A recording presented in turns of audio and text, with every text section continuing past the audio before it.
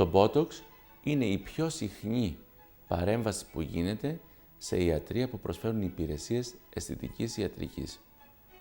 Είναι μια μέθοδος με την οποία αντιμετωπίζουμε αυτές που ονομάζονται δυναμικές ρητίδες.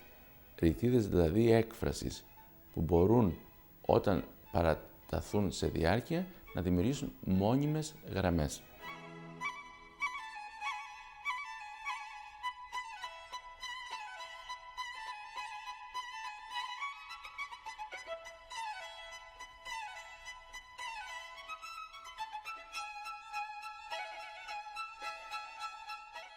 Η βοτουλινική τοξίνη χρησιμοποιείται όχι μόνο για αισθητικούς λόγους, αλλά και σε ανθρώπους που έχουν νευρολογικά προβλήματα στο πρόσωπο, όπως για παράδειγμα η πάρεση του προσωπικού νεύρου ή άλλων νεύρων, ο σπασμός της κροταφογναθικής άρθρωσης.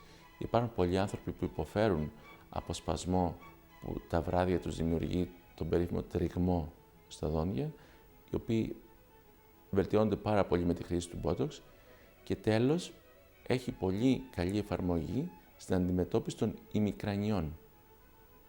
Έχει αποδειχθεί ότι η χρήση του Botox στις περιπτώσεις ημικρανίας βοηθάει πάρα πολύ και στη μείωση της έντασης των συμπτωμάτων και στη συχνότητα εμφάνισης των συμπτωμάτων αυτών.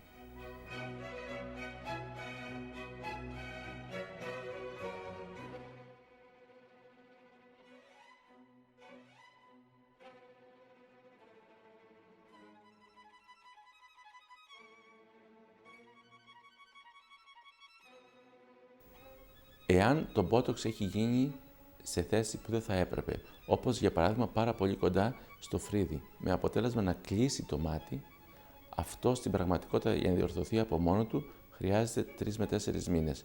Υπάρχουν όμως στη διάθεσή μας ειδικά κολλήρια, τα οποία μπορούμε να χρησιμοποιήσουμε και να αντιμετωπίσουμε το πρόβλημα.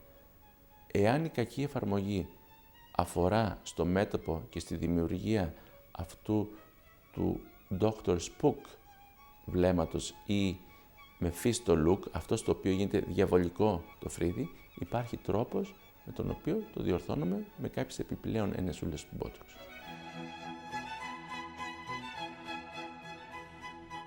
Δυστυχώς, υπάρχουν στην αγορά βοτουλινικές τοξίνες αγνώστου προελεύσεως, οι οποίες προφανώς και είναι πάρα πολύ επικίνδυνες.